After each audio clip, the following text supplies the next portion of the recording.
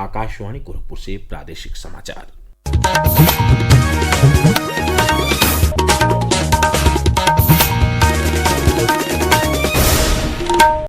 नमस्कार, समाचार बुलेटिन के साथ मैं वेद प्रकाश पाठक।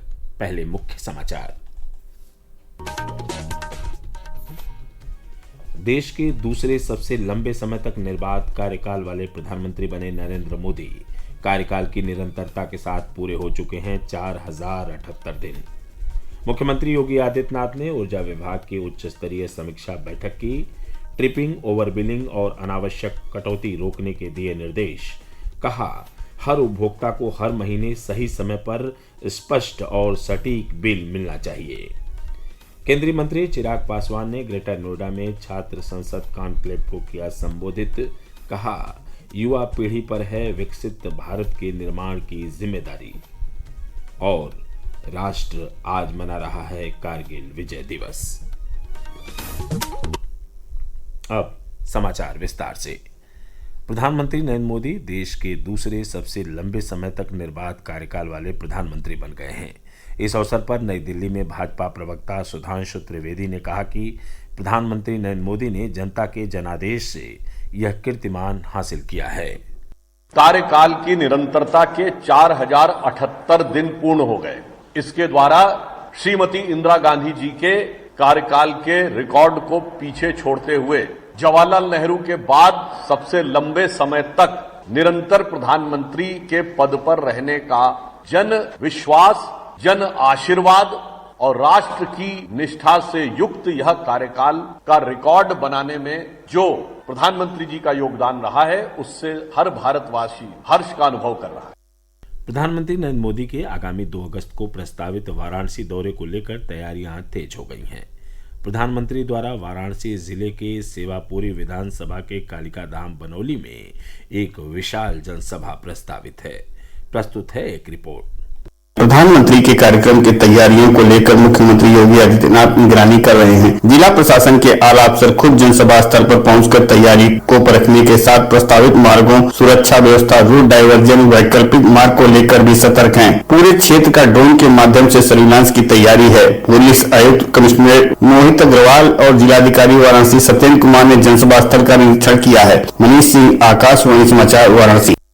राज्यसभा और लोकसभा की कार्यवाही विभिन्न मुद्दों पर कल विपक्ष के हंगामे के बाद सोमवार तक के लिए स्थगित कर दी गई। संसदीय कार्य मंत्री किरेन रिजिजू ने कहा है कि पहलगाम आतंकी हमला और ऑपरेशन सिंदूर पर सोमवार को लोकसभा में विशेष चर्चा होगी।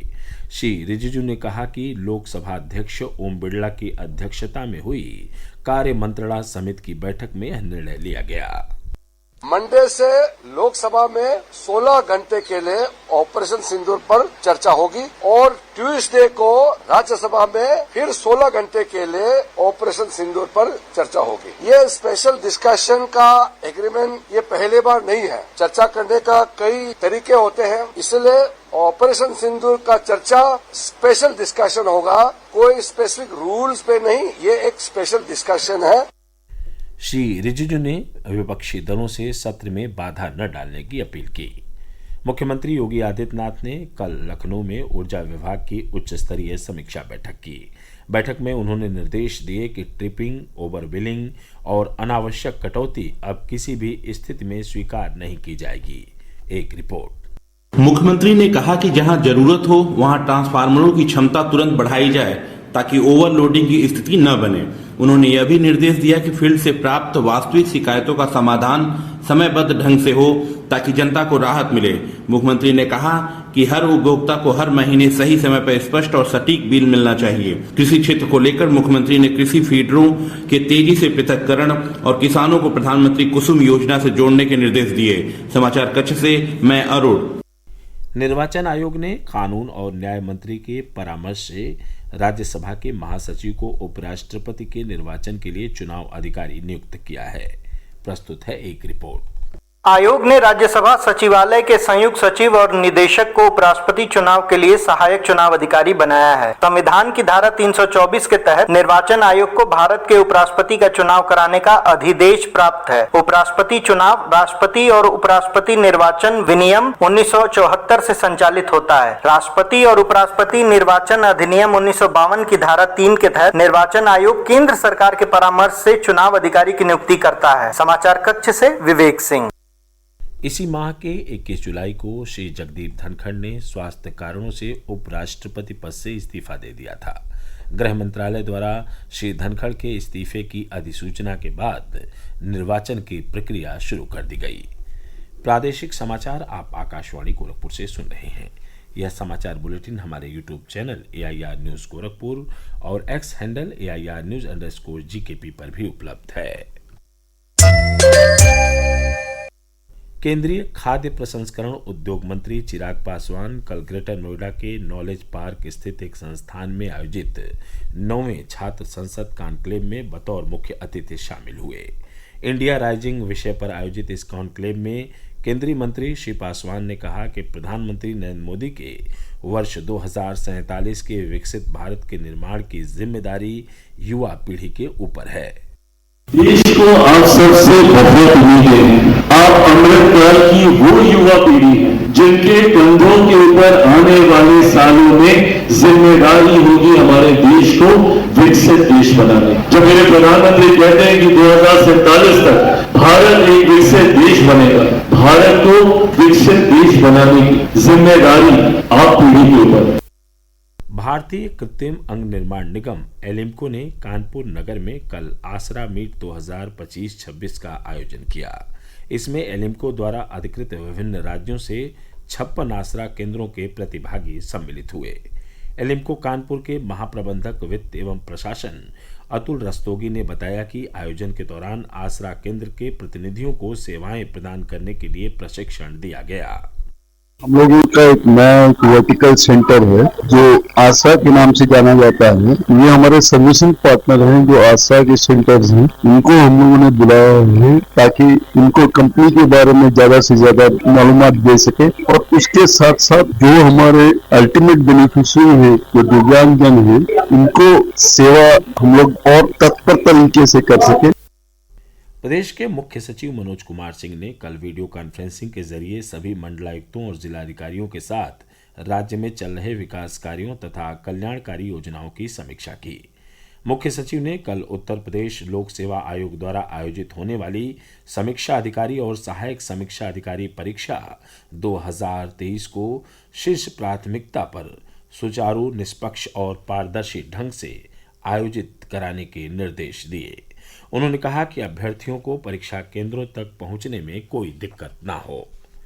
राष्ट्र आज कारगिल विजय दिवस मना रहा है। इस अवसर पर मुख्यमंत्री योगी आदित्यनाथ ने प्रदेशवासियों को शुभकामनाएं दी हैं। एक सोशल मीडिया पोस्ट के जरिए उन्होंने राष्ट्र प्रथम की भावना के साथ दुर्गम पर्वतों पर पराक्रम की अमर गाथा रचने वाले मां भारती के अमर वीरों को नमन किया है। प्रदेश के कृषि मंत्री सूर्य प्रताप शाही ने कल अयोध्या में कारगिल विजय दिवस की पूर्व संध्या पर भूतपूर्व सैनिकों और वीरांगनाओं को सम्मानित किया। इस अवसर पर उन्होंने कहा कि पूरी दुनिया में सामरिक दृष्टि से भारत मजबूत हुआ है और उसमें कारगिल युद्ध का विशेष महत्व है। कारगिल एक ऐसा कठिन और जटिल युद्ध था जो बीहड़ और बड़ी ऊंचाइयों के ऊपर लड़ा गया था, लेकिन हमारे सैनिकों ने जिस शौर्य, बहादुरी और पराक्रम का परिचय दिया और वो टर्निंग पॉइंट था जिसमें भारत सामरिक दृष्टि से अपने को काफी परिमार्जित करके और आज सक्षम बना है और दुनिया की सामरिक शक्ति के रूप में एक ताकत के रूप में उभरा है। प्रदेश के मैनपुरी, पीलीभीत और बदायूं सहित कई पश्चिमी जिलों में भी कल शाम और उसके बाद मध्यम से लेकर तेज वर्षा हुई।